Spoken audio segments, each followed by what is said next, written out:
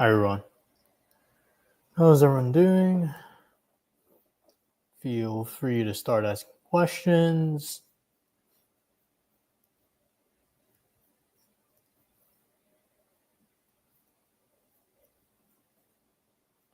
So something I'm going to again touch on is outreach.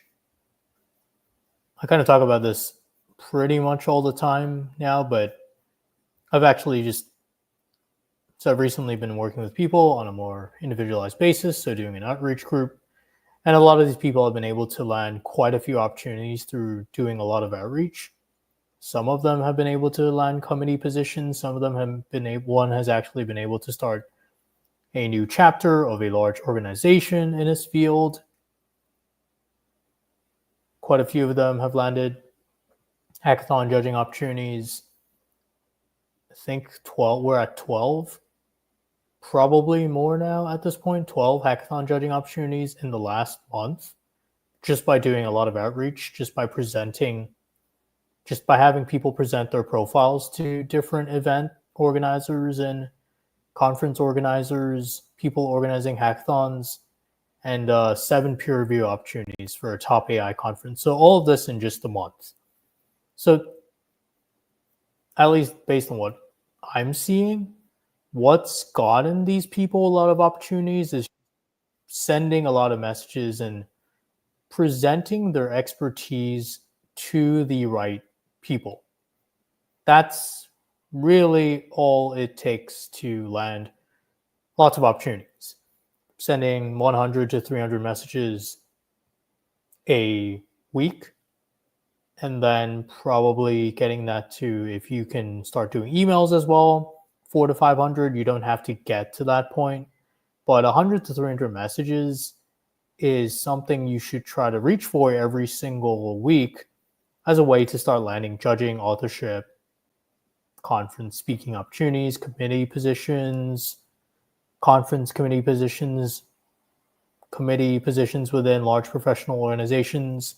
It just all comes down to having the right conversations with people who are doing the kinds of activities that you want to be doing.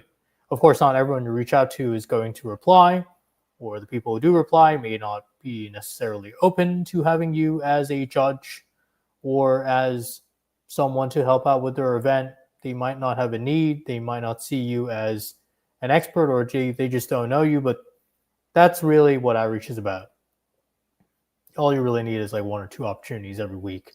And if you reach out to 100 to 300 people, your chances of landing at least one opportunity are quite high based on what I've been seeing from this outreach group, based on what I've been seeing with working with people on a more individualized basis to do more outreach.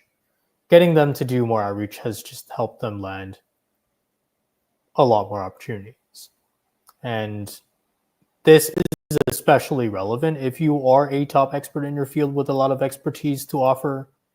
If that is you, then you have a pretty good chance of landing at least one opportunity just by doing a lot of outreach, as in sending 100, 300 messages. But yeah, that's just something about outreach I wanted to mention. Anyone have any questions? Feel free to start asking questions.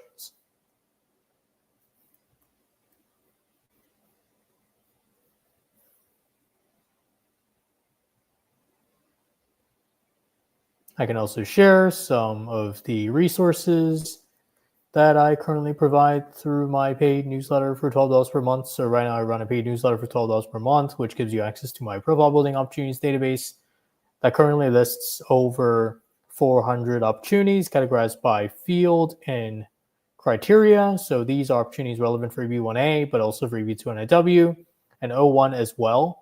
So as you can see, there are a bunch of different fields down here and a bunch of different opportunities. And these are just examples of starting points that you can look into to start building your profile. You can just browse through to look for opportunities in different fields. And I also update this pretty regularly, at least once or twice a week.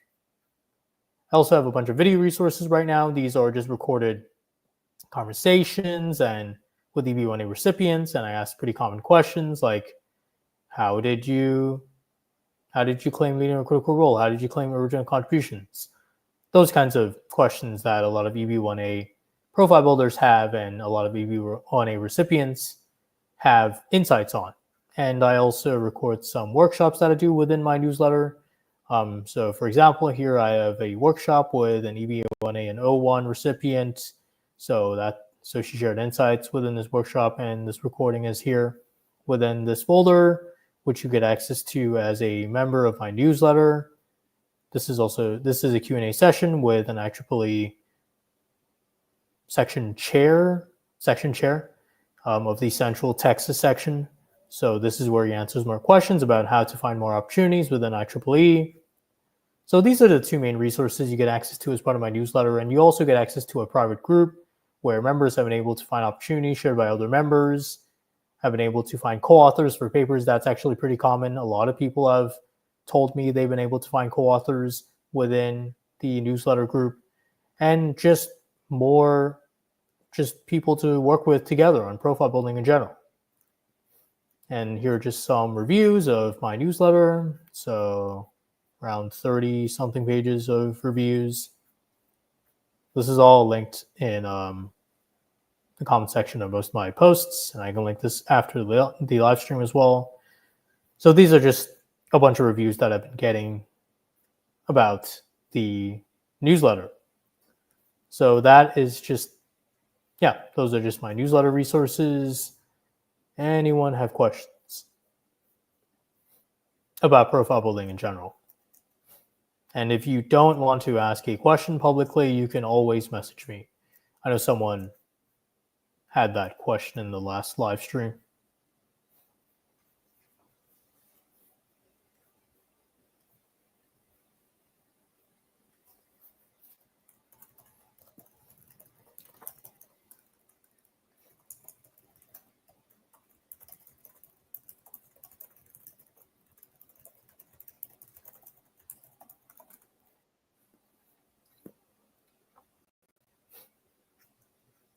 Anyone have questions?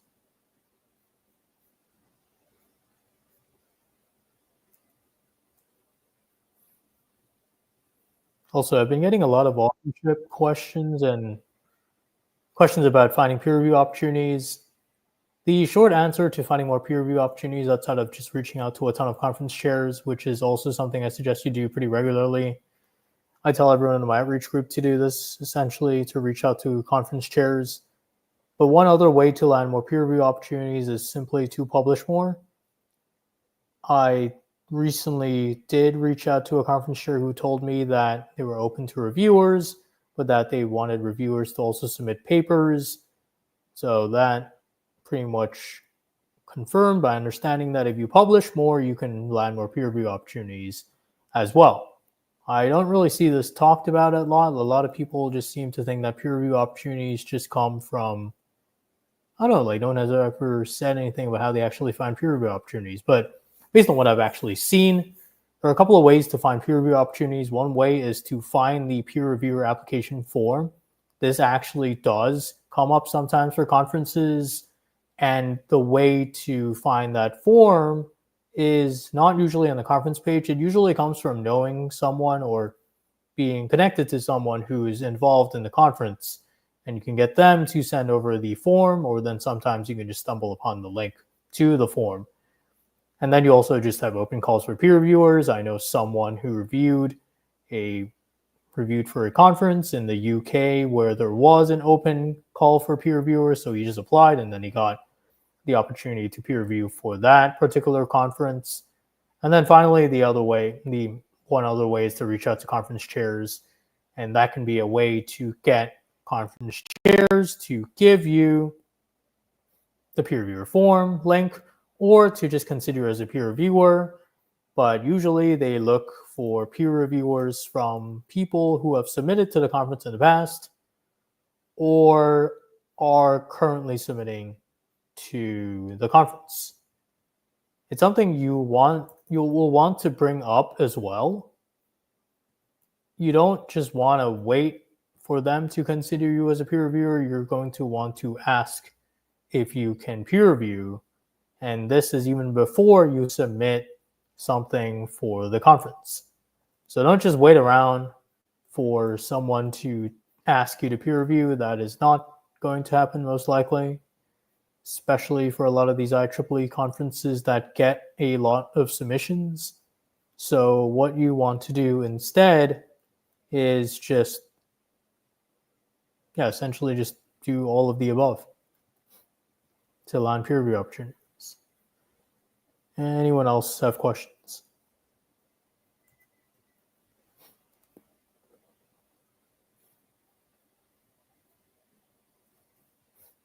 Any questions? Feel free to ask them in the chat.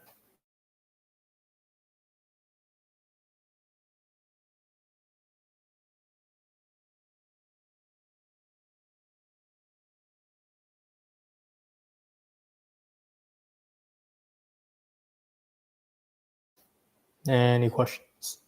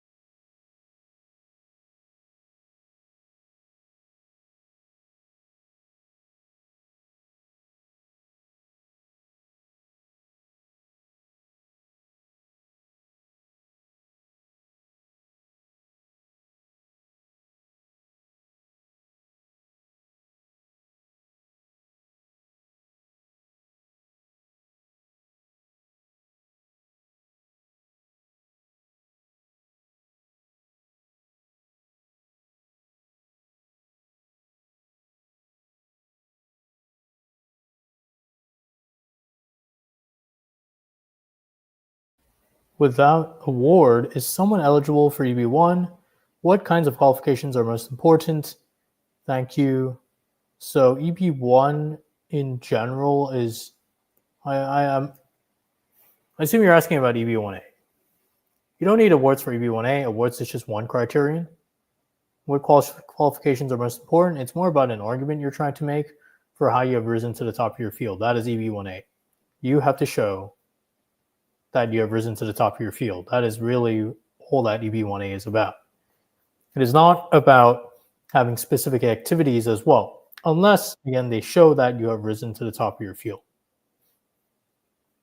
And how you make that argument is you show evidence that indicates that you have a level of expertise that shows that you've risen to the top of your field, that could involve awards, that does not have to involve awards.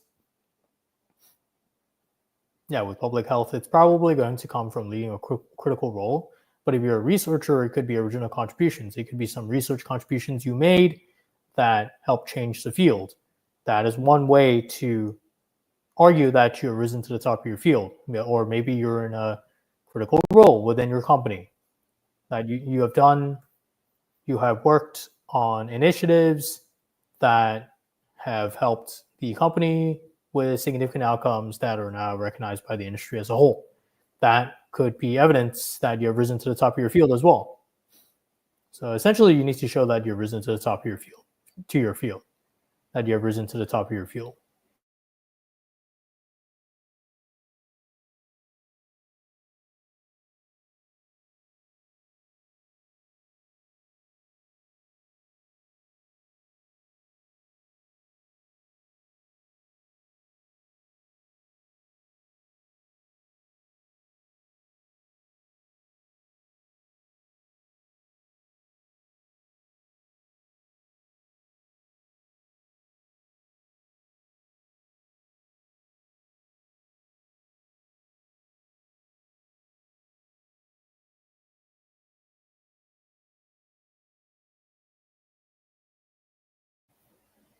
You're welcome.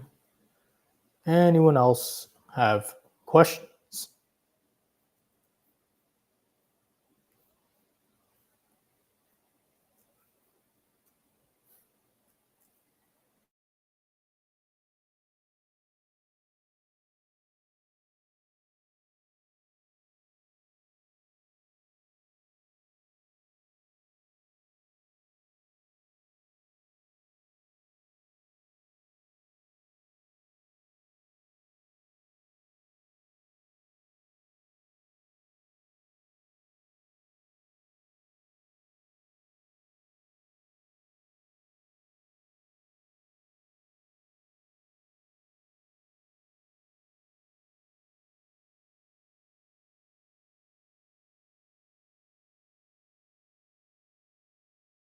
Anyone have questions?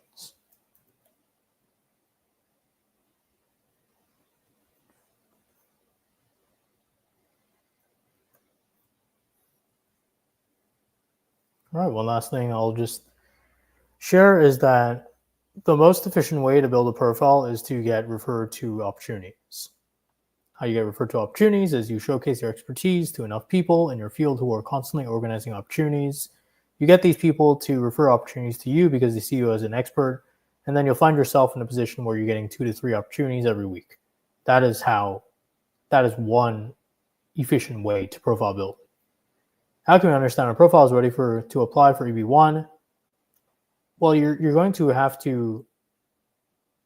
Usually, it comes down to the strength of your anchor criterion, so the foundation of your profile. Are you in a leading or critical role? Can you make an argument that you've risen to the top of your field based on the role you currently have at your company? Sometimes that's years of experience. Sometimes that is impact you've created through your work. But you're going to want to see if you can make a strong argument for that. Generally, you want to show that you're in the top 3, maybe 5% of your field. You're also going to want to define field. So yeah, so it could be like a very specific type of expertise that you have that you are a top expert in. That could be a field in itself. And then, yeah, and if you're a researcher, you will probably want to show that you have research contributions that have helped impact the field, your field as a whole. And again, you're going to want to show that you're probably in the top 3 to 5% of research in your field. So those are just some general standards to look into for EB-1A. Anyone else have questions?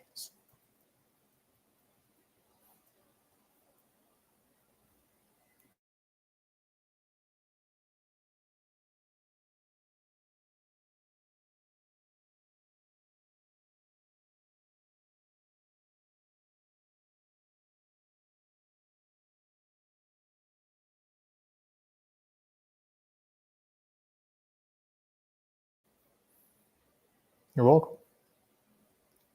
All right, if no one else has questions, thanks everyone for joining today's live stream.